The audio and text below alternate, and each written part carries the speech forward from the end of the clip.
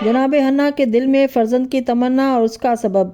جناب حنا بنت فاقود جناب عمران بن ماسان کی بیوی تھی۔ بڑھاپے کی وجہ سے سلسلہ تولید بند ہو چکا تھا اور بظاہر پہلے سے بھی کوئی اولاد نرینہ نہ تھی۔ ایک دن ایک مقام پر بیٹھی ہوئی تھی کہ ان کی نگاہ ایک طائر پر پڑی جو کہ اپنے بچے کو کچھ کھلا رہا تھا۔ پھر کیا تھا، باسی کڑی میں ابال آ گیا اور دل میں ایک فرزند نرینہ کی تولید کے حسرت اور تمنا کروٹ لینے لگی۔ پورے جذبات اور کمال خلوص کے ساتھ بارگاہ خداوندی میں دست سوال دراز کر کے درخواست کی کہ میرے پالنے والے، مجھے ایک ایسا فرزند عطا فرما جسے میں تیری عبادت کے لیے وقف کر دوں۔ جناب حنا کی یہ دعا قبول ہوئی اور حمل ٹھہر گیا۔ حمل ٹھہرنے کے بعد انہوں نے باقاعدہ نظر مانی۔ قرآن مجید کے 3 سپارے میں ہے کہ عمران کی بیوی حنا نے خدا سے عرض کی کہ اے میرے پالنے والے، میرے پیٹ میں جو بچہ ہے اس کو میں دنیا کے کام سے آزاد کر کے تیری نظر کرتی ہوں۔ خدایا تو میری اس نظر کو قبول فرما لے، تو بے شک بڑا سننے والا اور جاننے والا ہے۔ حضرت عمران کو حنا کی اس دعا اور نظر کے بعد خداوند عالم نے اطلاع دے دی تھی کہ میں تمہیں ایک ایسا لڑکا عطا کروں گا جو خدا کے حکم سے مادرزاد اندھوں کو بینا اور مردوں کو زندہ کرے گا اور بنی اسرائیل کا پیغمبر ہوگا۔ عمران نے اس کو اپنی بیوی سے بیان کر دیا۔ اسی وجہ سے حنا کو یہ خیال تھا کہ میرے پیٹ میں لڑکا ہے، لیکن جب ولادت ہوئی تو لڑکے کے بجائے لڑکی تھی۔ تو کہنے لگی، اے پروردگار، اب میں کیا کروں؟ میں نے تو لڑکی جنی ہے اور بیٹی بیٹے کے برابر نہیں ہوتی، اب میری منت کیسے پوری ہوگی؟ الغرض حنا نے اس بچی کا نام مریم رکھا جس کی ماں نے کنیز خدا اور آبدہ کے ہے، اور بارگاہ خداوندی میں عرض کی کہ مالک، میں اس کو اور اس کی اولاد کو شیطان رجیم سے تیری پناہ میں دیتی ہوں اور ساتھ ہی ساتھ یہی نظر تیری خدمت میں پیش کرتی ہوں۔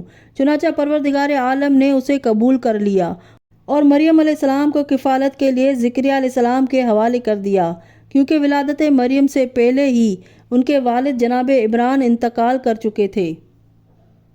ولادت حضرت مریم کے بعد ان کی ماں ان کو ایک سفید کپڑے میں لپیٹ کر بیت المقدس پہنچی اور انہیں اپنی نظر کے مطابق بیت المقدس میں چھوڑنے کا فیصلہ کیا۔ جب وہاں پہنچی اور اپنی خواہش کا اظہار کیا تو وہاں کے علماء زہداء نے کہا کہ لڑکی ہے، ہم اسے اپنے پاس رکھنے کے لیے تیار نہیں ہیں، کیونکہ ایسا کبھی نہیں ہوا کہ لڑکی نظر میں قبول کی گئی ہو۔ یہ سن کر حنا نے کہا کہ میں نے بس یہ سمجھ کر نظر مانی تھی کہ میرے بطن میں لڑکا ہوگا، لیکن اب جب کہ یہ پیدا ہوئی ہے تو لڑکی ہے، میں اپنی نظر کے مطابق اس کو یہاں چھوڑوں گی۔ مگر ان لوگوں نے اس لڑکی کے قبول کرنے سے انکار کیا۔ جناب حنا نے کہا کہ خدا نے مجھے خواب میں حکم دیا ہے کہ میں لڑکے کے بجائے لڑکی اس کی نظر میں چھوڑ دوں، اس لیے اب تم کو عذر کا کوئی حق نہیں ہے۔ بالآخر حضرت مریم علیہ السلام کو حضرت زکریا علیہ السلام کے سپرد کر دیا گیا اور انہوں نے پورے انماق اور توجہ کے ساتھ ان کی پرورش شروع کر دی اور نہایت خوبصورتی سے ان کو پالا۔ حضرت مریم علیہ السلام جب سن تمیز کو پہنچی تو حضرت زکریا علیہ السلام نے الگ ایک حجرہ کوٹھے پر بنا دیا اور اس کو اتنا بلند کر دیا کہ اس تک کوئی سیڑھی کے بغیر نہ جا سکتا تھا۔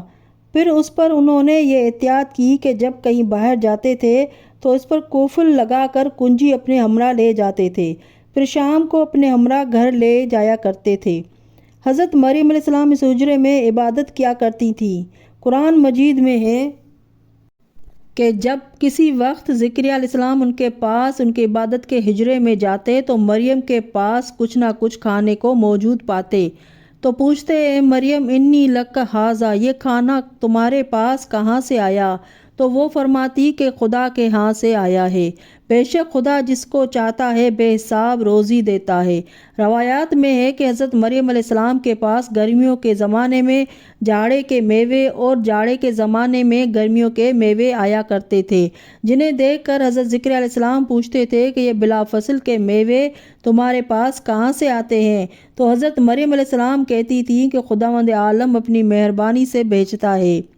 ایک روایت میں ہے کہ جب حضرت مریم علیہ السلام اس درجہ حسین و جمیل تھیں کہ جب وہ محراب عبادت میں کھڑی ہوتی تھیں تو ان کے چہرے کے نور سے محراب روشن ہو جاتی تھی۔